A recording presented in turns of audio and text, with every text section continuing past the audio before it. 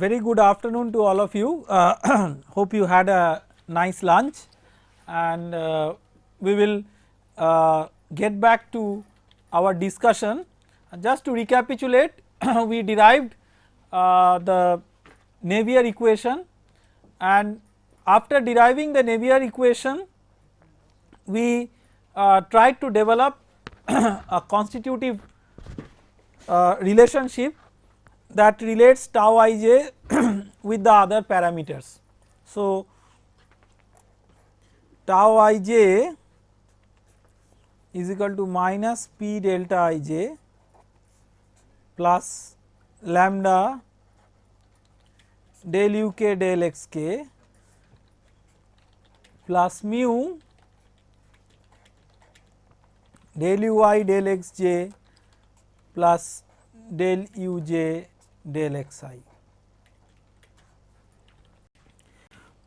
We remark that this P is the so called thermodynamic pressure and is different from the mechanical pressure. Now, let us write the normal components of stress. So, tau 1 is equal to minus P, when j equal to 1 it becomes when j equal to I it becomes delta I. So, for I equal to 1 it is delta 1 delta 1 is 1. So, minus P plus lambda del u k del x k. I mean we have to remember, I mean in one of our previous slides we mentioned, see, let me go back to one of our previous slides, and here tau ij dV toric is equal to lambda del u k del x k, what we have written. With that you should multiply delta ij, because this is also a normal component of stress, this is like pressure. So, to convert it into index notation we should have delta ij, so that if j is equal to I then only this term is 0.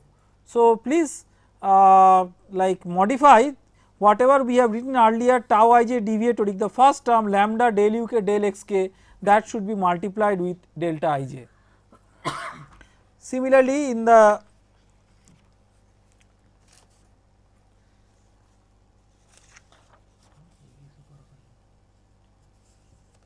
subsequent slide also there was a lambda del u k del x k, so that should be multiplied with delta ij. So, this is just for the convenience of writing it in terms of the tau ij notation. So, with that so here also it will be delta ij. So, minus p plus lambda del u k del x k plus mu del u I del x j plus del u j del x I.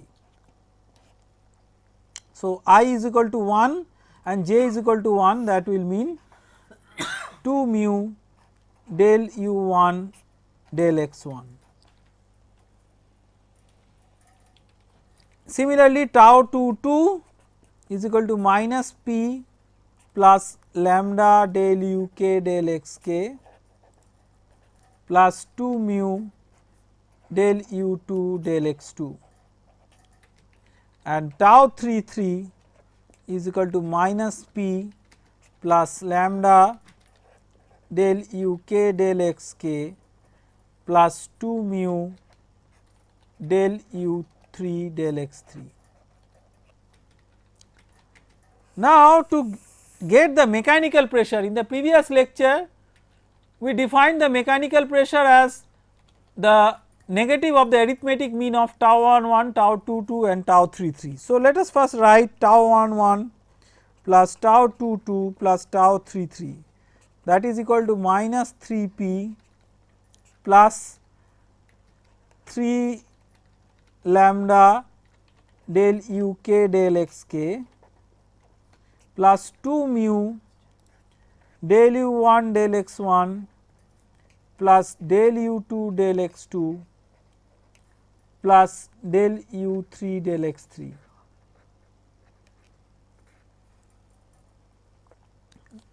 This term del u 1 del x 1 plus del u 2 del x 2 plus del u 3 del x 3 it is as good as del u k del x k, because there is an invisible summation over the repeated index k.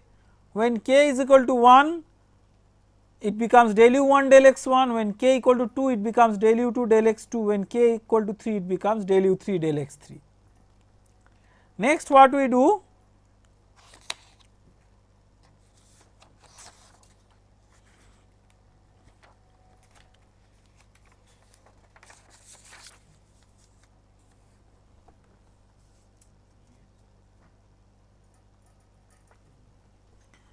so we consider tau 1 1 plus tau 2 2 plus tau 3 3 by 3 with a minus sign. Why we want? So, we are taking the arithmetic mean of the previous 3 parameters tau 1 1, tau 2 2 and tau 3 3. So, this becomes P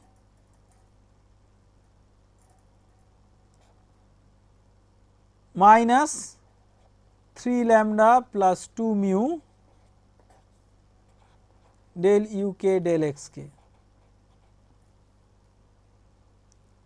Okay. So, this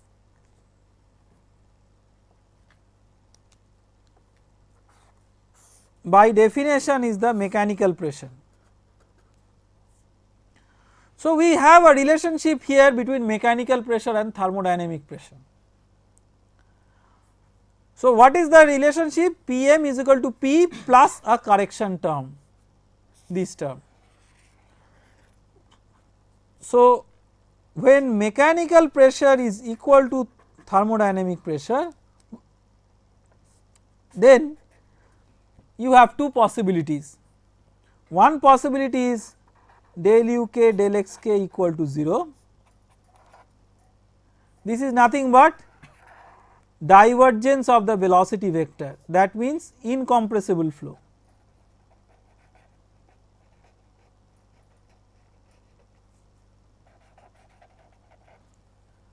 So, for incompressible flow, mechanical pressure equal to thermodynamic pressure identically true, there is no ambiguity about it, because for incompressible flow this term will become 0, that will make sure that P m is equal to P. However, there is another possibility which cannot be proved, for which again the mechanical pressure equal to the thermodynamic pressure, when 3 lambda plus 2 mu equal to 0 or lambda is equal to minus 2/3 mu. This is known as Stokes hypothesis.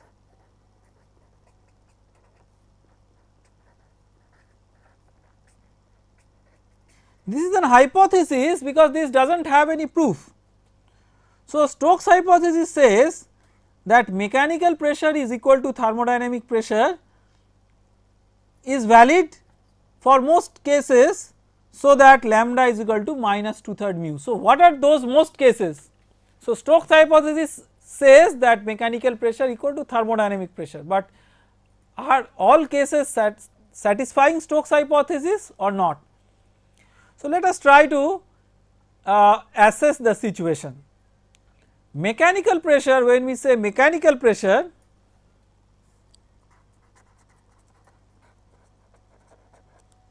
it talks about translational degrees of freedom.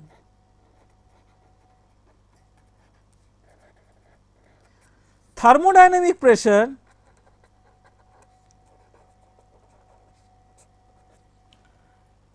this talks about translational plus rotational plus vibrational degrees of freedom of molecules.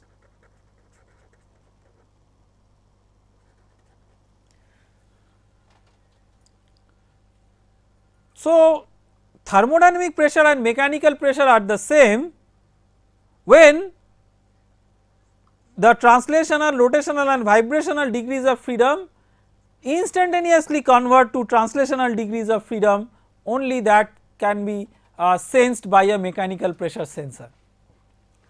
Now, let us consider some example when you have mechanical pressure equal to thermodynamic pressure identically. Let us consider a dilute monoatomic gas. So,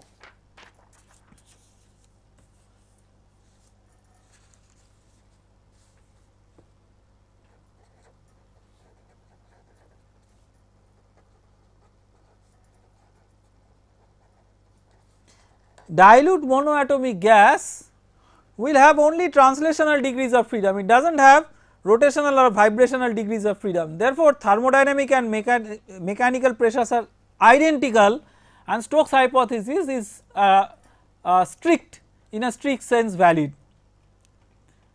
But in other fluids there may be very critical situations. Let me give you an example. Let us say you have a bubble, gas bubble. This bubble is alternatively expanding and contracting like this, and it is doing that very fast with a very high frequency.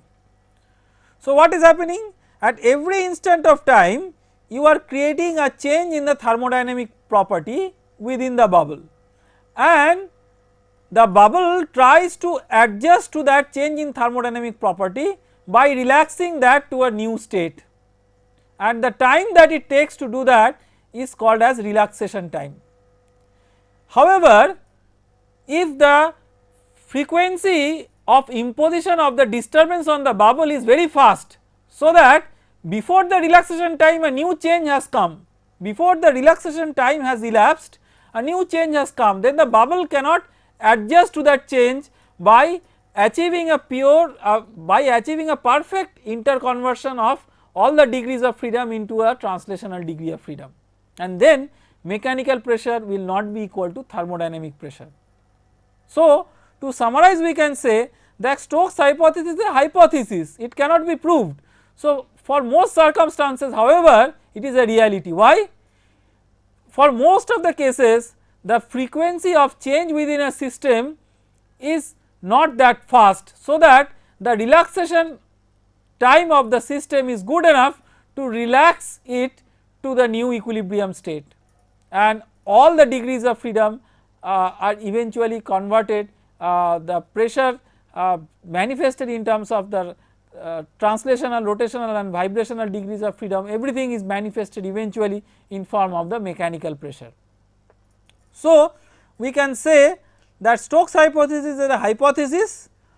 We do not care about the Stokes hypothesis to establish mechanical pressure equal to thermodynamic pressure when it is incompressible flow, because then mechanical pressure equal to thermodynamic pressure identically. For dilute monoatomic gas on the other hand, Stokes hypothesis again is a strict reality, but for other fluids Stokes hypothesis for all practical purposes or for most practical purposes is valid, but there may be a few very critical exceptions. So, we will keep the Stokes hypothesis in mind, and what it essentially does. See, previously there were two parameters lambda and mu. With Stokes hypothesis now you can write lambda is equal to minus 2/3 mu. That means you are able to express the two material constants in terms of now one material constant, which is the viscosity. Now, the next thing is that what about the sign of this lambda? What about the sign of this lambda? So, we have earlier discussed about this, but we should reiterate that the viscosity of a fluid has to be positive to satisfy the second law of thermodynamics. If mu is positive, then lambda is negative. So, why lambda is negative? I mean, what is the physical implication to the Navier equation?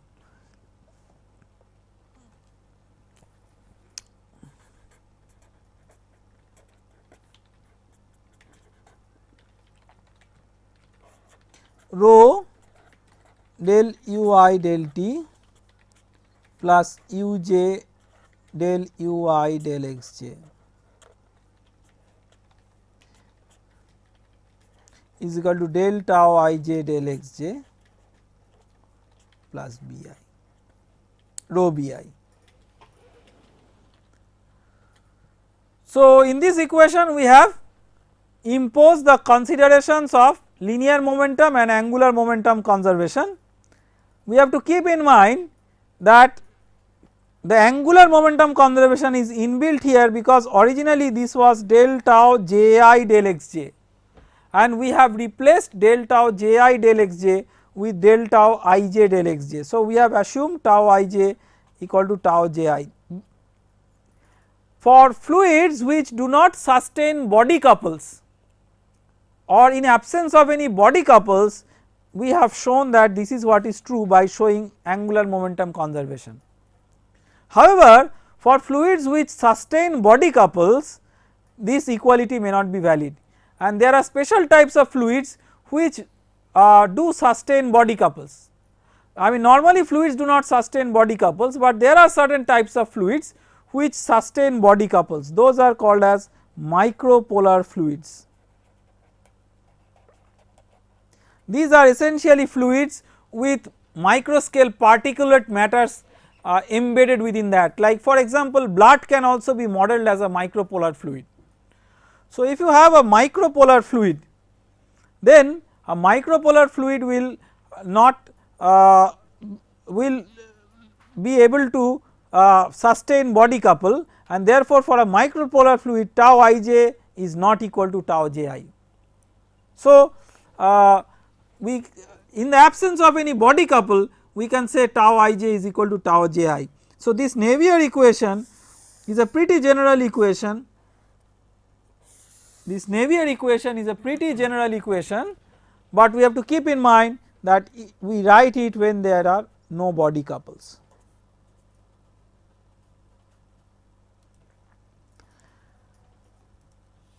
Now, next what we will do is, in the Navier equation we will substitute the expression for tau I j.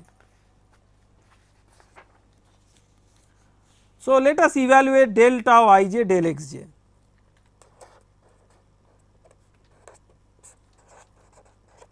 So, that is del x j of minus p delta I j plus lambda del u k del x k into delta I j plus mu del u I del x j plus del u j del x I.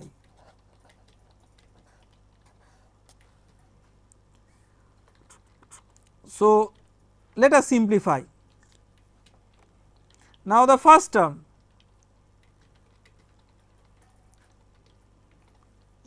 in the first term delta I j is equal to 1 only when j is equal to I, and when j equal to I, this j becomes x j becomes x I. So, minus del p del x I. Similarly, the next term del x I of lambda del u k del x k.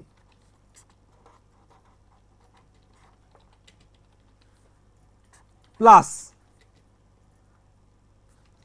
this term differentiated with respect to x j will become del x j of mu del u I del x j, and finally the last term del x j of mu del u j del x I.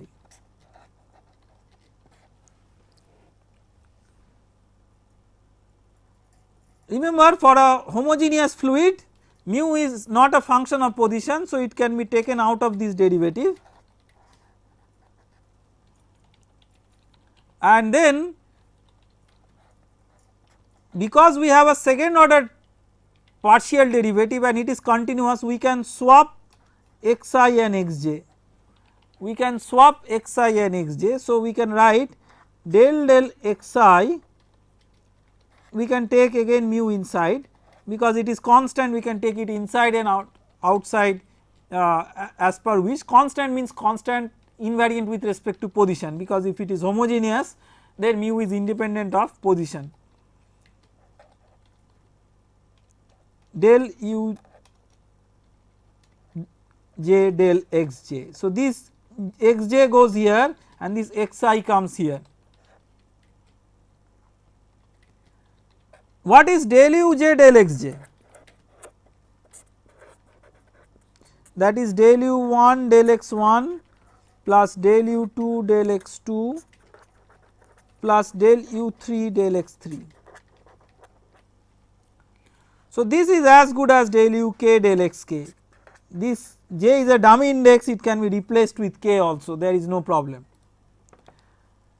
Therefore, we can combine this particular term with this particular term and write those together as del del xi of lambda plus mu, lambda from this term and mu from this term, lambda plus mu del u k del x k. So, to clear things up,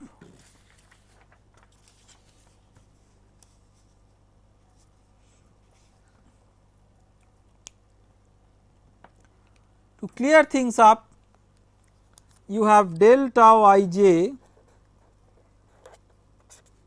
del x j is equal to minus del p del x I plus del del x j of mu del u I del x j plus del del x I of lambda plus mu del u k del x k. So, in the Navier equation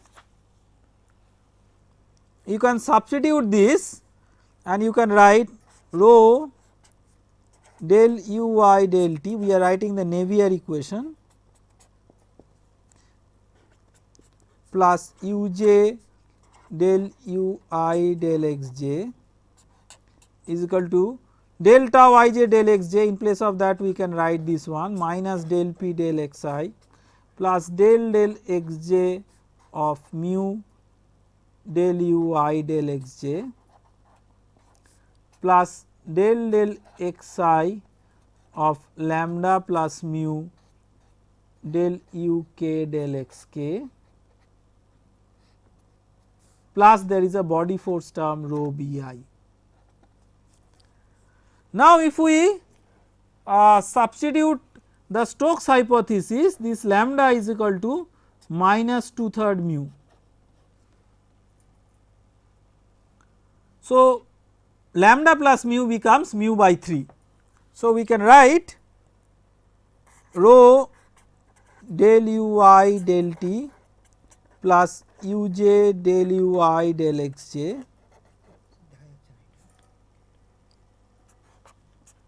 is equal to minus del p del x I plus del del x j of mu del u I del x j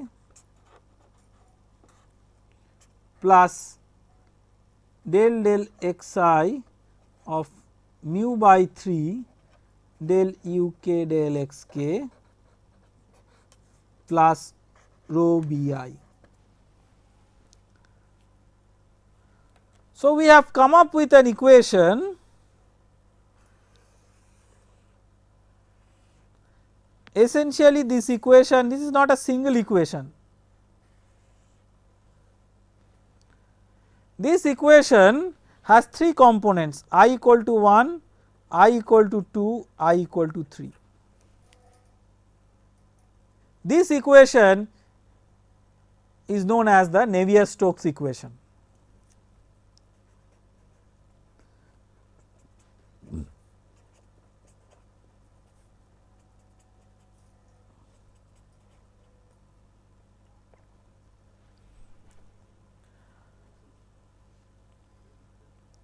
Now, the question is that what is the physical significance of different terms in the Navier-Stokes equation. So, Navier-Stokes equation you can see the left hand side is what? The left hand side, if you see this one, this is the acceleration, rho is mass per unit volume. So, left hand side is mass into acceleration per unit volume, mass into acceleration per unit volume. So, right hand side is nothing but force per unit volume. So, what are the forces? This is the force due to pressure gradient, force due to pressure gradient. This is the force due to viscous stress, this is the force due to viscous stress. What is this? This is normally not there for incompressible flow. The reason is that for incompressible flow you will have del u k del x k, which is the divergence of the velocity vector equal to 0. So, this is because this is essentially a force because of the volumetric deformation of the fluid.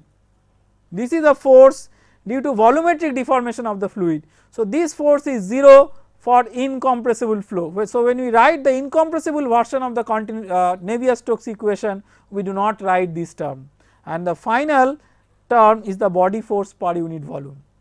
So, I repeat, the right hand side, this is force due to pressure gradient, this is force due to the viscous effects, this is the force due to the volumetric deformation, and this is the body force. So, now let us try to assess what are the important characteristics of this equation. What are the important characteristics of this equation? So, when you see this equation, you will realize that this equation, how many unknowns are there. So, let us identify the unknowns, just like what we did for the Navier's equation. So, what are the unknowns? You have unknown as density u1, u2, u3, and in the Navier equation there was no explicit consideration for pressure, everything was expressed as tau ij, but now we have expressed it in terms of pressure. So, pressure has appeared as an unknown. So, you have 1, 2, 3, 4, 5 unknowns. How many equations? 3 components of the Navier-Stokes equation plus the continuity equation. So, 4 equations. So, you have 4 equations or 4 independent equations and 5 unknowns. So, the system of equations and unknowns do not close. There is a special case when it closes. When does it close? When rho is given. When rho is specified, or when rho is a constant, or when rho is specified, it may be a constant, may be a variable, but when rho is specified by some means, then you have unknowns as u1, u2, u3 and p, and you have 4 equations, the Navier-Stokes equation and the 3 components of the Navier-Stokes equation and the continuity equation. So, then your equations and unknowns match. But if rho is not a constant or rho is not specified, you require to have additional equation. What is that additional equation? Then you have to express pressure as a function of density and temperature, P as a function of rho and T. This is called as equation of state, equation of state. So, that is an additional equation. In that equation you have temperature as a parameter. So, if it is not an isothermal process, you require an equation, that governing equation that gives variation of temperature. So, you require energy equation. So, that is how you see the Navier-Stokes equations, which are also called as momentum equation. Momentum equation may be coupled with the energy equation. So, to close the system of equations with the number of unknowns, you may have to use additional equations in terms of equation of state and energy equation, and you have to then couple all these equations together to solve the problem. So, it is this consideration of all the equations combined together is not a very simple consideration, and we will restrict ourselves in this particular course to equations where the continuity and the Navier-Stokes equations themselves will close the unknowns. Now, what is the complication of the Navier-Stokes equation. The complications of the Navier-Stokes equation are as follows. From the left hand side of the Navier-Stokes equation you can see that there is a non-linearity. The non-linearity is because of this type of term uj del uy del xj. This imparts a non-linearity to the Navier-Stokes equation.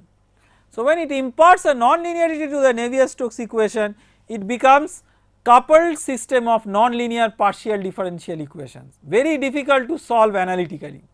So, that is challenge number 1. Challenge number 2, you see there is a variable called as pressure, but there is no explicit governing equation that describes pressure. So, you have pressure gradient appearing in the Navier-Stokes equation, but there is no explicit governing equation that governs pressure. So, you have to somehow couple the continuity equation with the Navier-Stokes equation to get a governing equation for pressure. So, these considerations, number 1 the non-linearity of the Navier-Stokes equation, and number 2 the special consideration for pressure that makes the analytical treatment of Navier-Stokes equation very difficult for most of the practical problems. Only for some selected special cases exact solutions of the Navier-Stokes equation or analytical solution of the Navier-Stokes equation is possible. So, wherever the analytical solution is not possible, the Navier-Stokes equation coupled with the continuity equation and the other equation if necessary like the equation of state or energy equation are solved together in a numerical framework, through computer solutions, and that is known as CFD or computational fluid dynamics. So, CFD is a subject where we essentially talk about the numerical solution of the Navier-Stokes equation coupled with the other auxiliary equations as and when necessary. So, but we have to understand that this is a course not on CFD. Therefore, we will try to restrict our problems to only those solutions, only those cases, only those solutions where exact solutions of the Navier-Stokes equation or analytical solutions of the Navier-Stokes equations are possible. So, we will now move on to some analytical solutions of the Navier-Stokes equation.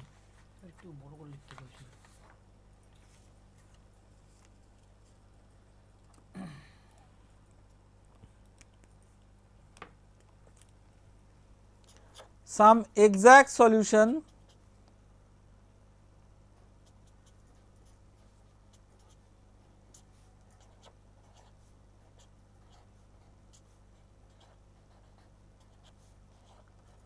of the Navier-Stokes equations.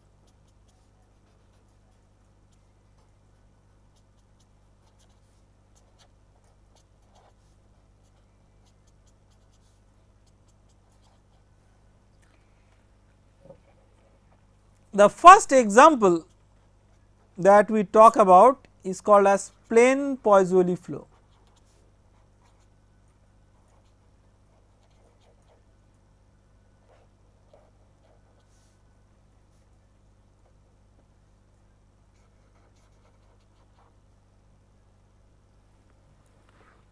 Plane Poiseuille flow.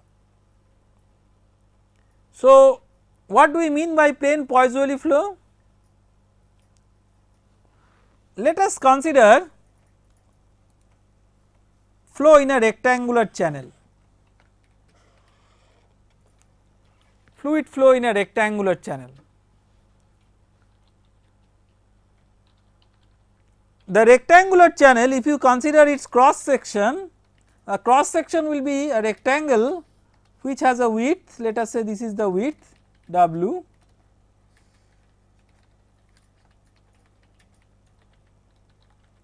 and it has a height, let us say that the height is 2h.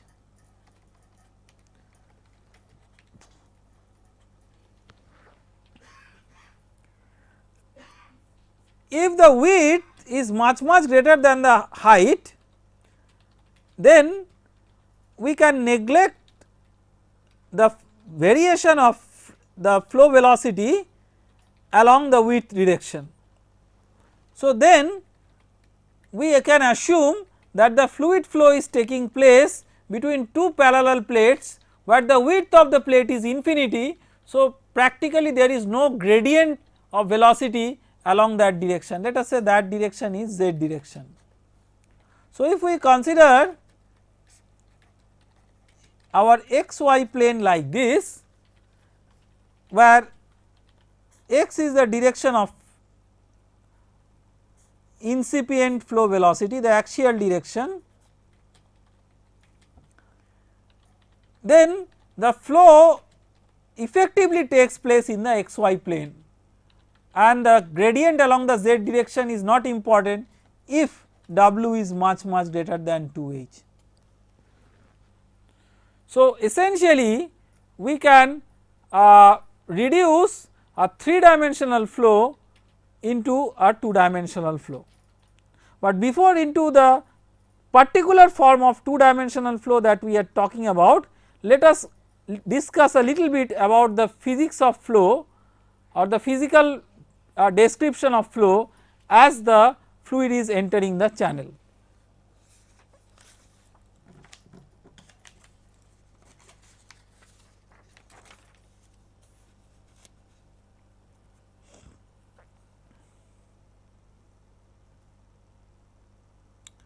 Let us draw the channel to be sufficiently long so that we can resolve the physics.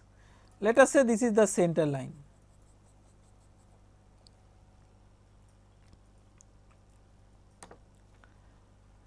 We have discussed during our discussion on viscosity that there is a region close to the wall within which the viscous effects are felt and there is a velocity gradient.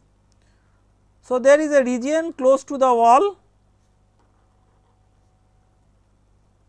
which is shown which is below this pink line for the bottom wall, below the pink line where viscous effects are important, and above this pink line till the center line viscous effects are not important. Similarly, from the other side of the plate,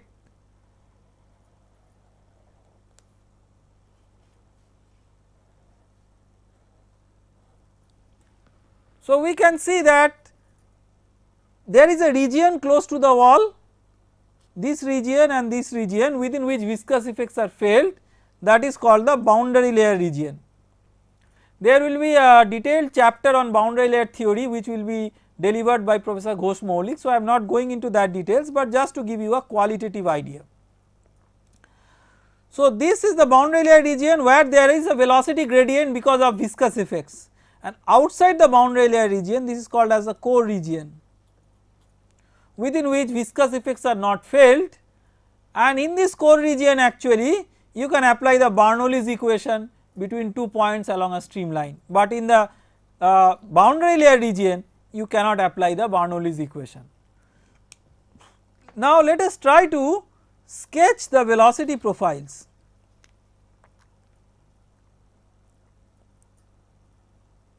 Let us consider a section like this.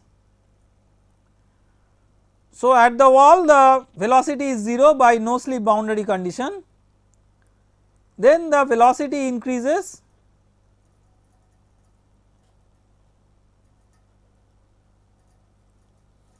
similar thing happens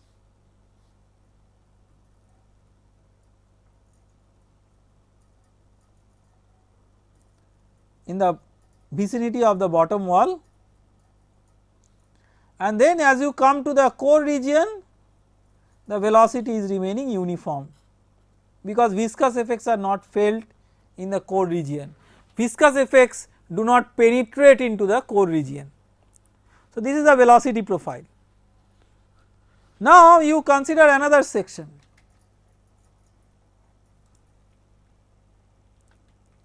When you consider another section, you will see that more fluid is now slowed down by the wall, because the more fluid has come in contact with the wall, more depth of penetration is there of the viscous effect. Because the viscous effects now penetrate to a greater depth, there will be a thicker boundary layer. So, the core region is narrower. So, because the boundary layer is thicker, the slowing down effect is more for a greater region of space, and the mass flow rate should be same for sections 1 and 2, and if the densities, let us say that the densities are same at sections 1 and 2 for example, then the volume flow rate at sections 1 and 2 should be same. Mass flow rate is volume flow rate times the density. If the densities are same at 1 and 2, then the volume flow rate should be same at 1 and 2. If the volume flow rate should be same at 1 and 2, that means that integral of the velocity profile, which is the volume flow rate, should be same. So, because there is a greater region over which the velocity is reduced,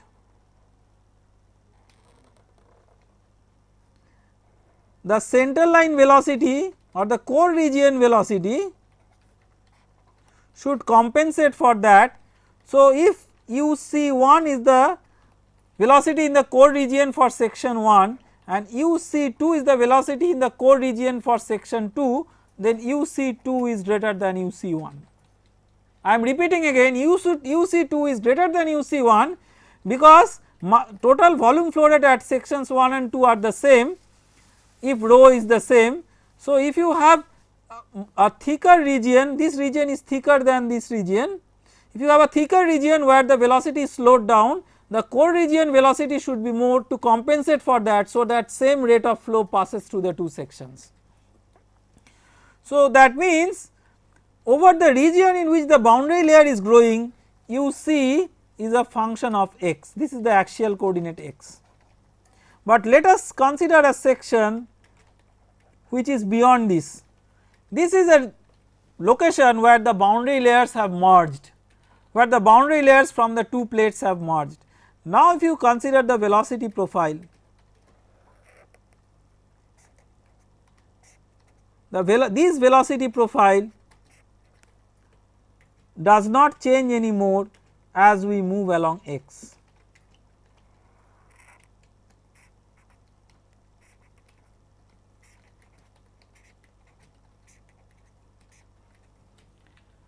This velocity profile does not change anymore as we move along x. So, this is called as, from here it is onwards, it is called as fully developed flow.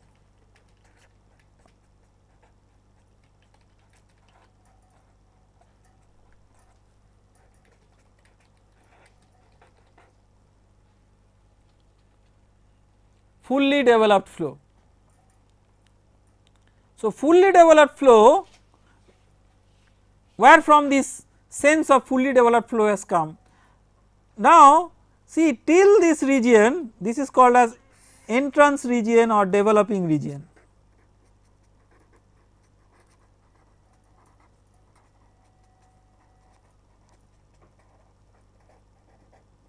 Or developing region.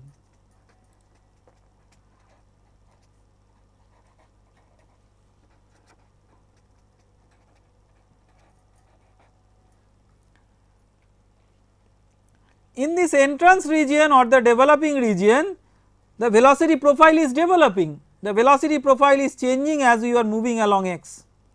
The core region does not feel the viscous effect, but in the fully developed region the entire fluid feels the viscous effect, because the viscous effect has effectively penetrated into the center line, and the velocity does not change anymore as the fluid is flowing beyond the fully developed region, beyond the entrance region. So, this region is called as, from here onwards it is called as fully developed region.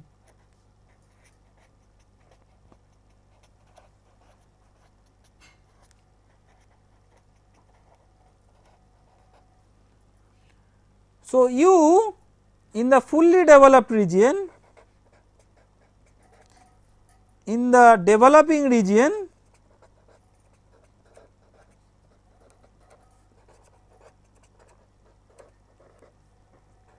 u is a function of both x and y, this is y coordinate. In the fully developed region,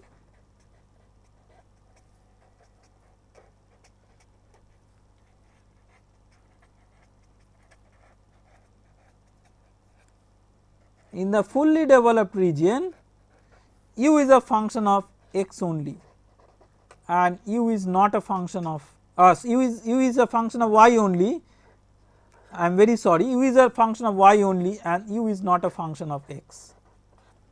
So, you can see u is a function of y only and it is not a function of x.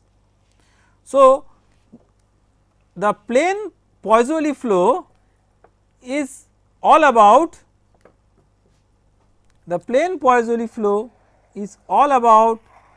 determination of this velocity profile which is a function of y only between two parallel plates in the fully developed region. So, we will next get into the determination of these velocity profiles.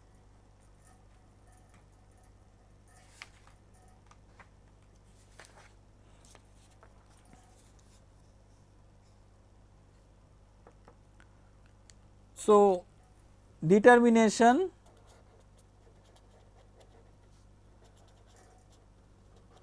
of fully developed velocity profile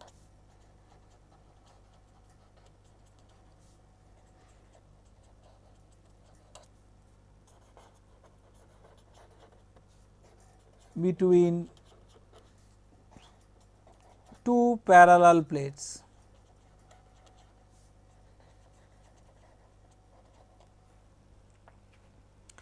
Let us say that let us draw make a schematic of the fully developed region. Now, we are focusing our attention only on the fully developed region. Let us say that this is the center line, this is the x coordinate, this is the y coordinate and perpendicular to the plane of the figure is the z coordinate, which is of course not important because it is a two dimensional flow. So, this height is h, this height is h.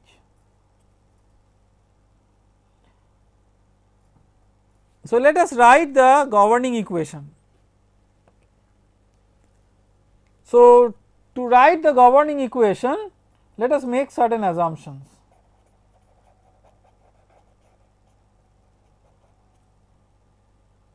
What are the assumptions? We consider incompressible fluid,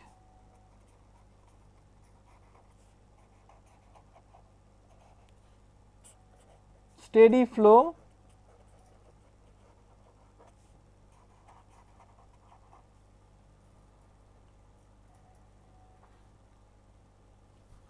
in fact we consider incompressible flow straight away. So, I had earlier discussed about the distinction between incompressible fluid and incompressible flow. So, here we consider incompressible flow, steady flow and fully developed flow.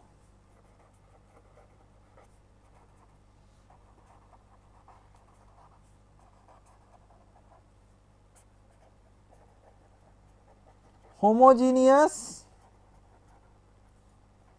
isotropic, Newtonian fluid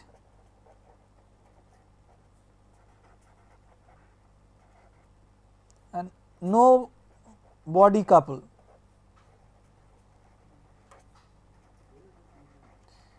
Not that all the time we write these assumptions for solving a problem, but it is I think not a bad exercise that we list down the important assumptions. Now, before getting into the implications of these assumptions, let us recollect that what are the assumptions under which the Navier-Stokes equation is valid. So, the Navier-Stokes equation was derived from the Navier equation which was established when there is no body couple, and then the further consideration of homogeneous, isotropic, Newtonian and Stokesian fluid. So, homogeneous, isotropic, Newtonian, Stokesian fluid with no body couple, that is the condition under which the Navier-Stokes equation is valid. Now, here we have listed all those assumptions except we have not listed Stokesian fluid. Can you tell that we can why we can we will be able to solve this problem without assuming a Stokesian fluid? The reason is pretty clear, that for see whether the fluid is Stokesian or not, that will be reflected in terms of the term lambda plus mu del u k del x k. I mean, I am just bringing one of the previous slides, lambda plus mu del u k del x k. Now, this body force term will be 0 if del u k del x k equal to 0 or divergence of the velocity vector is 0, which is there for incompressible flow. So, for incompressible flow, Stokes hypothesis is irrelevant, because this term will be 0, lambda plus mu into this will be 0, it does not matter whether lambda is equal to minus 2/3 mu or not. Therefore, we do not we are not interested about the issue of Stokesian fluid or not. So, with this understanding, now let us try to first write the continuity equation.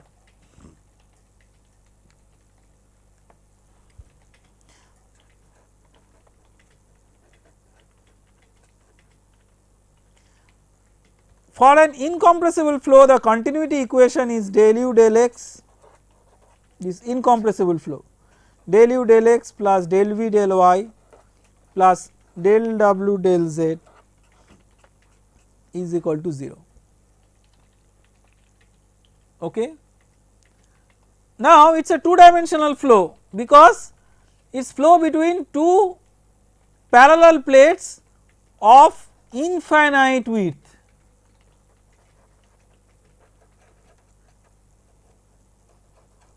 In engineering there is nothing called as infinity. So, in engineering by infinite width what do we mean? We mean that the width is much larger than the dimension 2h, that is infinite width. So, infinite does not literally mean infinity, the practical sense is that the width is much greater than the height. So, then this term is 0. So, you are left with del u del x plus del v del y equal to 0. Next we come to the assumption of fully developed flow. For fully developed flow, we have just now discussed that del u del x equal to 0, fully developed flow. This means there is only one term that is left in the equation, and that only one term is del v del y equal to 0. That means v is not a function of y for fully developed flow. So, for fully developed flow, v is not a function of y. So, because v is not a function of y for fully developed flow, if we can find out the value of v at some particular value of y, the same value of v will be true for all values of y. Now, let us look into the wall. I have crossed a point. What is the value of y at that point? So, maybe let me use a different color. This point is crossed. What is the value of y here? Y is equal to h. What is the value of v at y is equal to h? Can you tell? What is the value of v at y equal to h? The value of v at y equal to h, which is at the wall, is 0. Why is it 0? See how misconceptions are created in students. Most of the students will say because of no slip boundary condition the velocity is 0, but the no slip boundary condition refers to the tangential component of velocity, not the normal component of velocity. V is the v equal to 0 is the no penetration boundary condition. So, the name of this boundary condition is no penetration. That means if there are no holes at the solid boundary, fluid cannot penetrate through the wall. Because fluid cannot penetrate through the wall, we can say that the velocity y component of v velocity, that is v is equal to 0 at the wall. So even if there was slip at the wall, then also the no penetration boundary condition will be valid, and hence v equal to 0 at the wall is no penetration.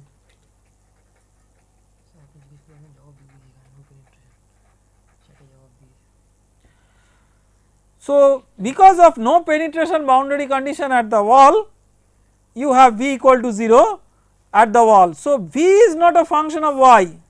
So if v is equal to 0 at the wall, then v is equal to 0 at all y. If v equal to 0 at y equal to h, v is equal to 0 at all y. Why? Because v is not a function of y. Therefore if we find out the value of v at some value of y, which we have found out at y equal to h, that should be same for all y. So our conclusion from the continuity equation is v is equal to 0 identically. So we have come up with a situation when you have out of the 3 velocity components w naught coming into the picture, v is equal to 0, that we have proved, and u is there, but u is a function of y. So there is a flow taking place along x direction and the flow velocity varies along y. So there is a single direction in which the fluid is flowing, although the fluid velocity may vary in the other direction. This kind of flow is called as unidirectional flow. So we are talking about unidirectional flow between 2 parallel plates. Next we will apply the Navier-Stokes equation for this problem.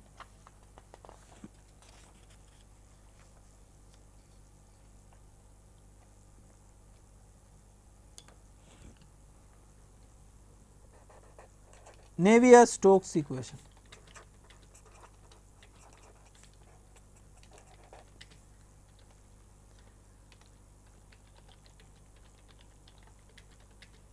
So let us write the full equation, rho del ui del t plus uj del ui del xj is equal to minus del p del xi plus del xj of mu del ui del xj plus del xi of lambda plus mu, where lambda is minus 2/3 mu del uk del xk plus rho bi. Now let us straight away get rid of certain terms. First we get rid of this term. Why? Because we have assumed steady flow. Let us look into the previous page where we have assumed that it is a steady flow. This assumption we have used. We have also used homogeneous isotropic Newtonian fluid and no body couple, because we have now used the Navier-Stokes equation. So we have exhausted our list of assumptions. So this term becomes 0, and we have also considered incompressible flow. Because of incompressible flow, this term will be 0.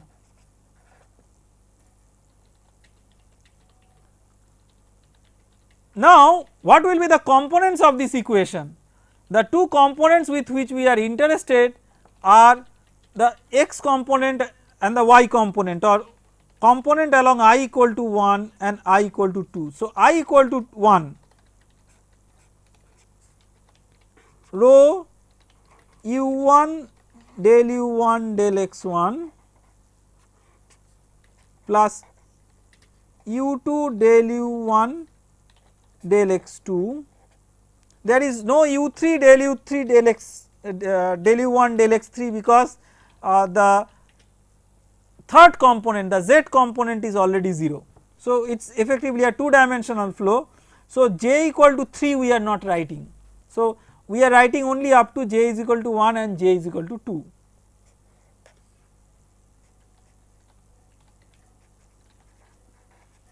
Is equal to minus del p del x1 plus del x1 of mu del u1 del x1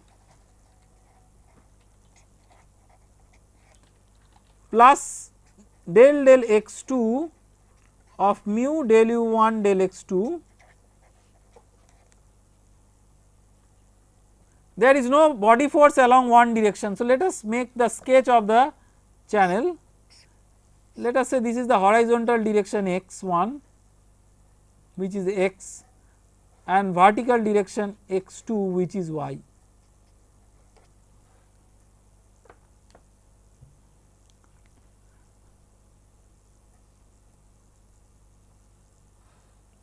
Now, because mu is a constant homogeneous fluid, we can take mu out of the derivative, and because for solving most of the problems we actually use x, y, z notation rather than x1, x2, x3 notation. So, we will replace x1 with x, x2 with y, u1 with u and u2 with v.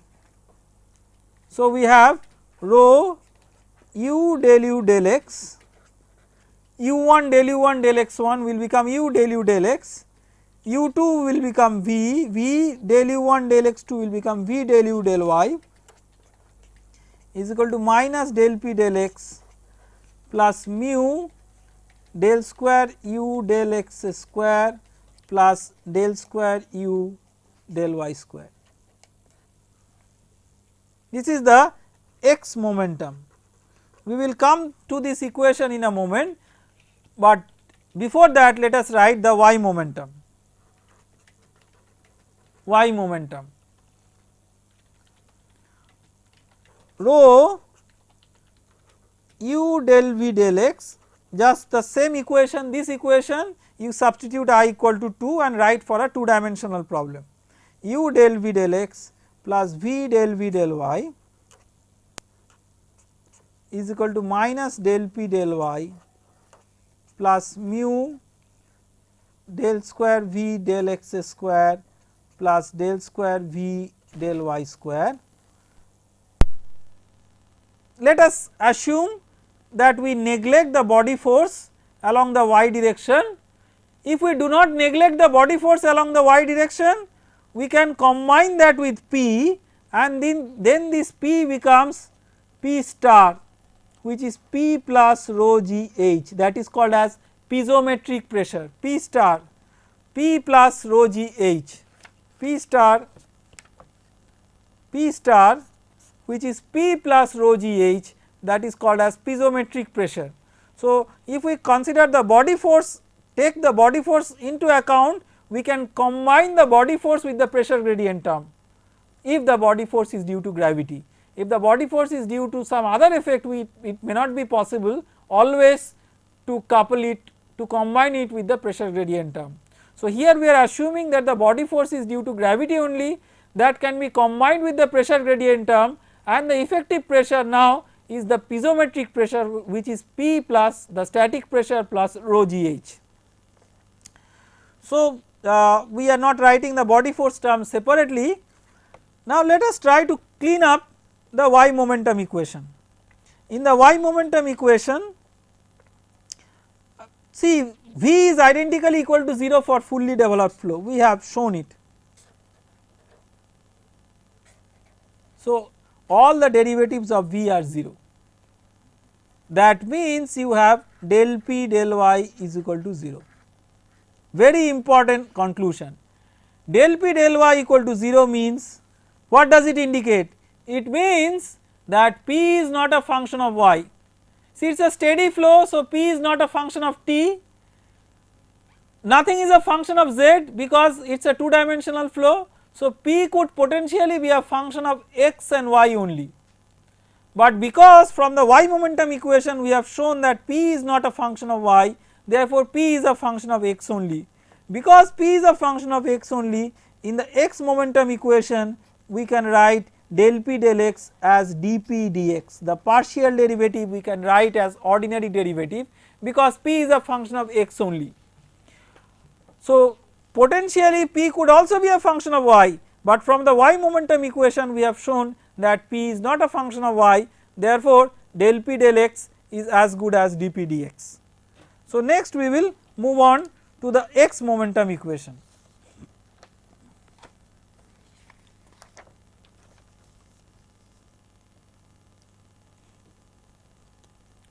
So, let us write the x momentum equation again. Rho u del u del x plus v del u del y is equal to minus dp dx, del p del x has become dp dx, plus mu del 2 u del x 2 plus del 2 u del y 2.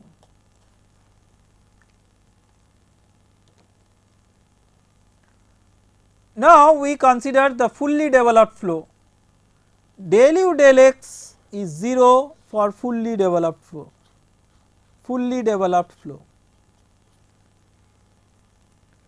V is equal to 0.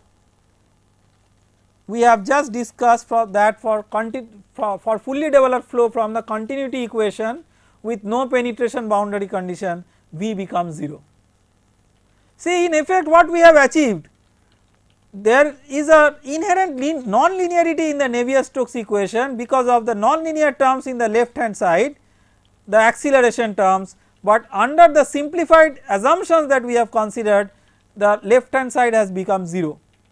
Therefore, the non-linearity of the Navier-Stokes equation here is not manifested and it becomes a linear equation, which makes it easy to solve analytically. Now, because del u del x is 0, its second order derivative del square u del x square is also 0. Because del u del x is 0, its second order derivative del square u del x square is also 0, and because u is not a function of x, u is just a function of y, del square u del y square is as good as d square u dy square. Partial derivative becomes ordinary derivative because u is a function of y only. So, the equation simplifies to 0 is equal to minus dp dx plus mu d2u dy2. So, let us write it in a different way. Let us write d2u dy2 is equal to 1 by mu dp dx.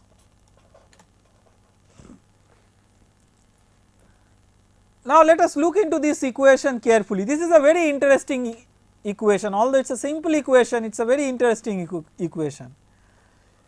This is a function of what? This is a function of y only. Why is this a function of y only? Because u is a function of y only, its second order derivative is also a function of y only. dp dx, this is a function of x only, because p is a function of x only. So, dp dx is also a function of x only. So, the left hand side you have function of y only and the right hand side is a function of y x only. So, a function of y only is equal to a function of x only. When is it possible? It is possible only when each is equal to constant. A function of x only is equal to a function of y only, it is possible only when each is a constant, otherwise there will be some unbalanced functions of x or y remaining in the two sides. So, it is possible only if each is a constant. Let us say that the constant is c.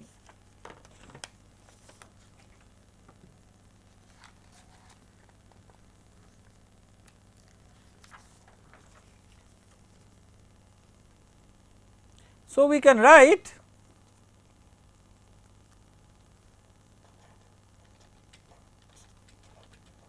d2u dy2 is equal to 1 by mu dp dx is equal to c. Whatever will be the velocity profile, we can see that because the left hand side has become 0, the velocity profile is not a function of density. Now, the remaining task is very simple, we have to integrate it twice. So, du dy, so let us draw the picture of the channel so that we know that for which problem we are solving here. So, this is x, this is y, this is h,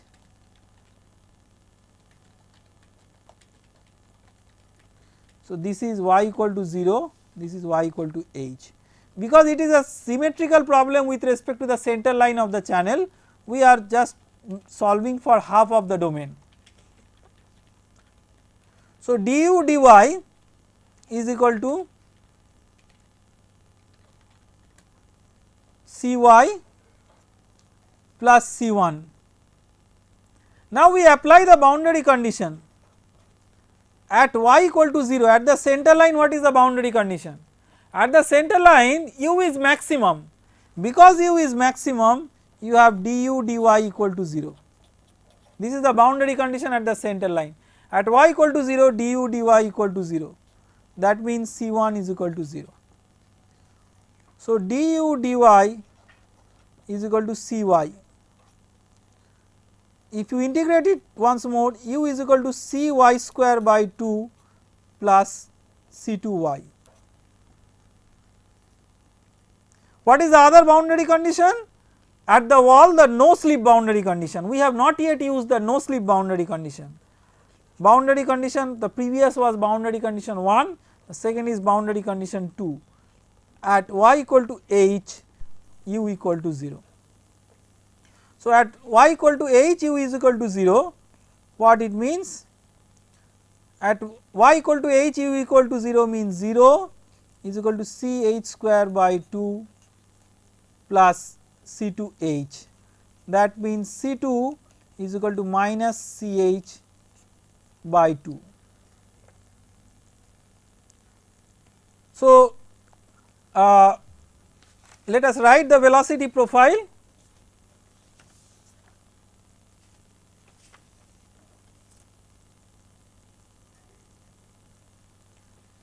U is equal to Cy square by 2 plus C2y, that is Cy square by 2 minus Ch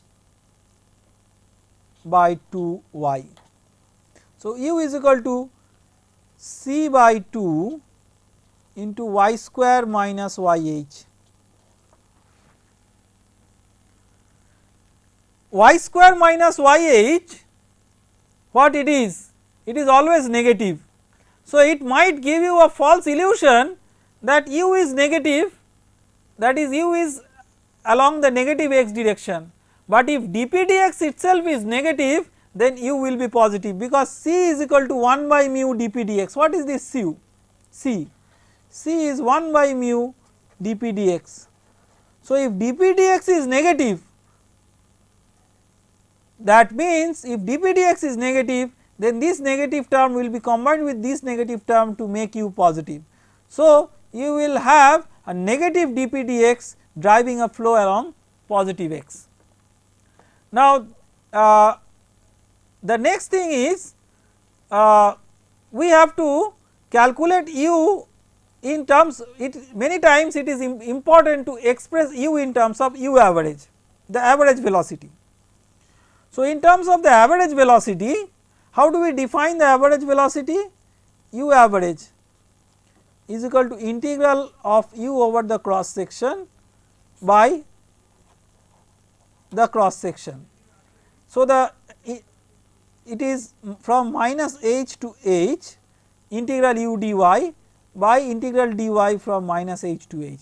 So, what is the physical meaning of the average velocity? If for the same flow rate, if for the same volumetric flow rate the velocity profile would have remained uniform, what would have been that equivalent uniform velocity? That is the physical significance of average velocity. So, if the velocity would have remained uniform and if the same volumetric flow rate would have taken place, then that velocity would be same as the average velocity. So, we can write this as 2 integral of u dy 0 to h by integral of dy again 2 0 to h. So, u average, so c by 2 integral y square minus yh dy from 0 to h, we have cancelled 2 from both numerator and denominator, divided by h. So, u average is c by 2, y square dy is y cube by 3. So, with the limit it becomes h cube by 3 minus y dy is y square by 2. So, y square by 2 into h and y substituted as h becomes h square h cube by 2.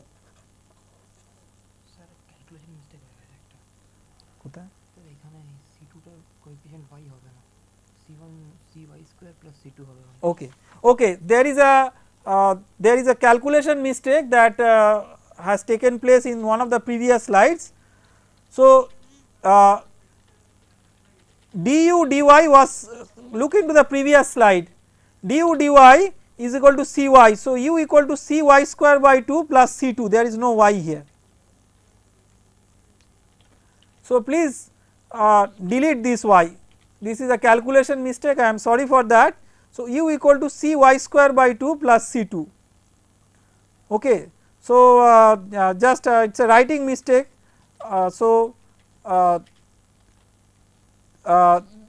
Then c2 becomes minus ch square by 2, right. So, this h is not there. So, c2 becomes minus ch square by 2. So, please correct this, u is equal to cy square by 2 plus c2, not c2y, and in the next equation c2 is equal to minus ch square by 2 and not minus ch by 2. This is just the previous page. So, u is equal to cy square by 2 cy square by 2 plus c2. So, cy square by 2 minus ch square by 2, all right. So, u equal to c by 2 into y square minus yh. So, let us come back to the integration now. So, u average, in the integration there will be some change. So, in place of u, it equal you will have c by 2 into y square minus h square, right, c by 2 into y square minus h square. So, u average is c by 2 into h cube by 3 minus h cube. So, u average is c by 2 into minus 2 by 3 h square. Okay. So, u average is c by 2 into minus 2 by 3 h square. So, let us write in the same sheet of paper, u is equal to c by 2 into y square minus yh, and what is c? C is minus 3 u average by h square, that is from this. So, let us substitute that u.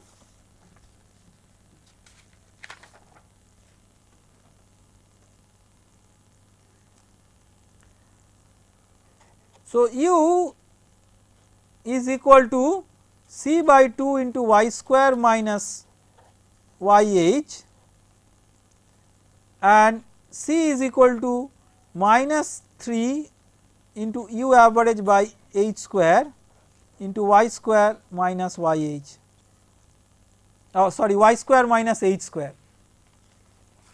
In the previous slide also there is still one mistake. In place of y square minus yh, it will be y square minus h square, because we evaluated C2 wrongly. So, if C2 is evaluated correctly, it will be y square minus h square. So, y square minus h square, not yh, that divided by 2, this 2 is there. So, u by u average is equal to 3 by 2 into 1 minus y square by h square. So, this is the velocity profile. u by u average is equal to 3 by 2 into 1 minus y square by h square. So, how the velocity profile will look between two parallel plates?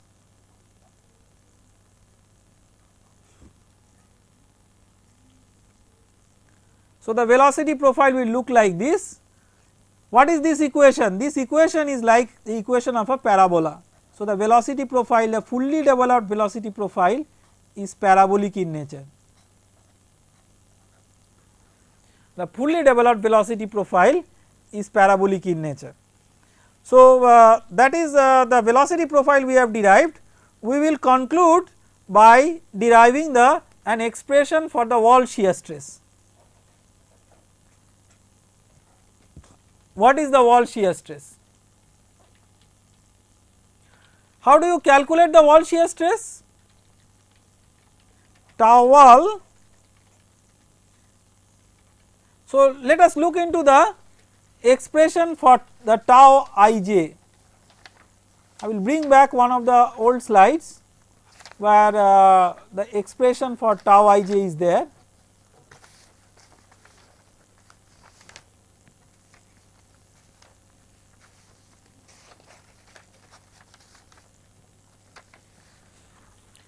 See, look into this. So, tau ij is equal to minus p delta ij plus mu del u k del x k delta ij plus mu del u I del x j plus del u j del x I. So, at the wall, if you are interested to find out the wall shear stress, then which is important? For the wall shear stress, this component of the stress is important. So, if in place of I we have I equal to, so for wall shear stress, what is I and what is j? Can you tell? For wall shear stress, what is I and what is j? So, this is the wall. Let us consider the bottom wall or the top wall. So, the direction normal is the first one. So, this is I equal to what? I equal to 2, and the direction of action of the stress, that is j equal to 1. So, tau wall is nothing but tau 2 1. What is tau 2 1? Tau 2 1 deviatory, not the total tau 2 1, only the deviatory component, not the hydrostatic component. So, that is mu into del u 1 del u 2 del x 1 plus del u 1 del x 2.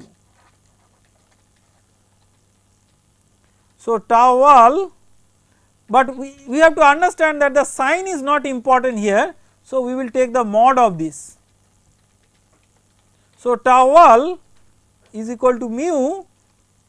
Now, we can take mod of this and write del u 1 del x 1 is del v del y, this is del v del y, and because v is 0, del v del y is 0, and del u 1 del x 2, because you have u1 same as u and x2 as y, it is du dy. So,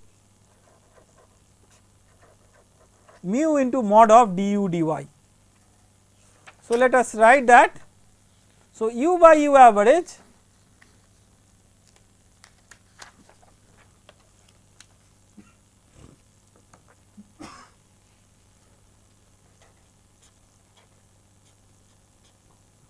u by u average is 3 by 2 into 1 minus y square by h square.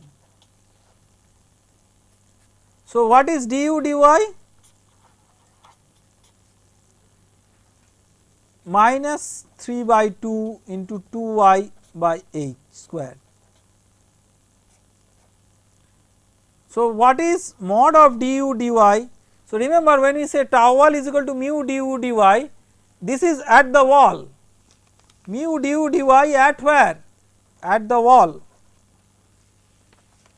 So, du dy mod of du dy at the wall you substitute y equal to plus h or minus h. So, 3 by h. So, tau wall that of course should be multiplied with u average. because du dy when you calculate the derivative of the right hand side times u average, because it is u by u average not u.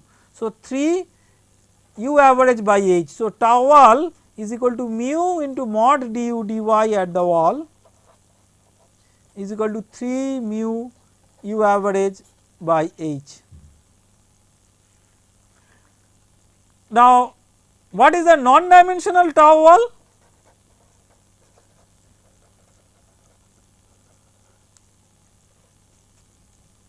Non dimensional tau wall is tau wall by half rho u average square. This is called as Fanning's friction coefficient.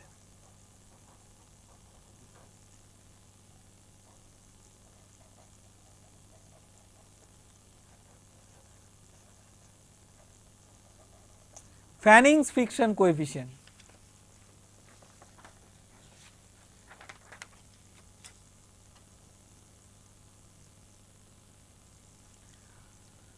So, tau wall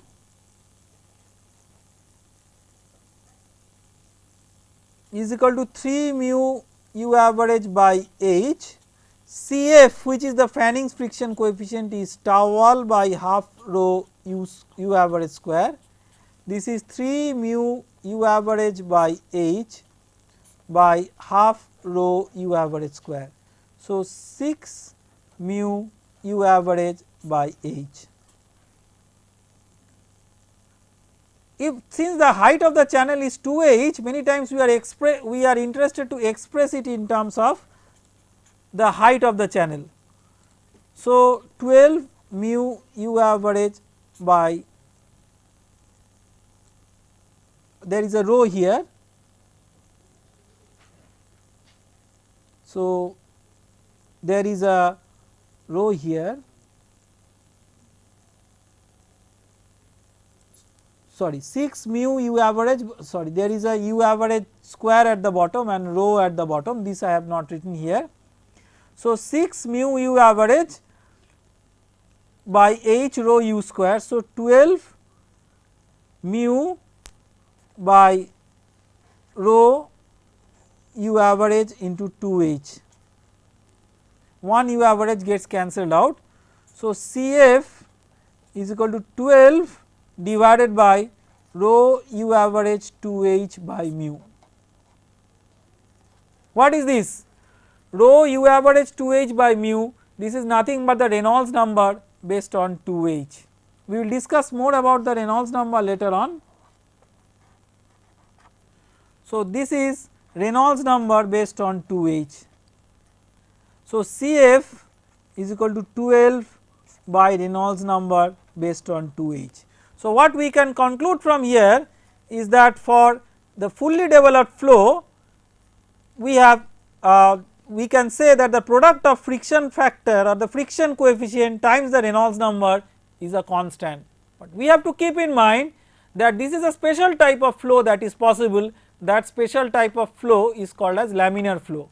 We will discuss about the distinction between laminar flow and turbulent flow more carefully when we discuss about the chapter on turbulent flow. So, we conclude here the session, this particular session on the exact solution of Navier-Stokes equation. We will have another session on Monday morning when I will continue with this and we will work out some more problems. We will work out some more problems on exact solutions on the Navier-Stokes equation, that is the dynamics of viscous flows, and that will be followed by a tutorial session on that day. So, today's tutorial session is not on the dynamics of viscous flows that we have discussed. So, in the tutorial session today, please do not ask question on any issue related to dynamics of viscous flows. Today's tutorial session, which will be the post T session, will be on Reynolds transport theorem only. So, please ask questions only related to Reynolds transport theorems today. So, on Monday possibly we have a tutorial session on the dynamics of viscous flows, and in that tutorial session please feel free to ask questions on the dynamics of viscous flows, in particular the Navier-Stokes equation, its derivation and its exact solutions that we have started with today and will be continuing with on Monday. So, thank you very much. We come to the conclusion of this particular session. This will be followed by a tea break. So, the tea break will be there till 4 o'clock, and the next session will start from 4 o'clock itself. Thank you very much.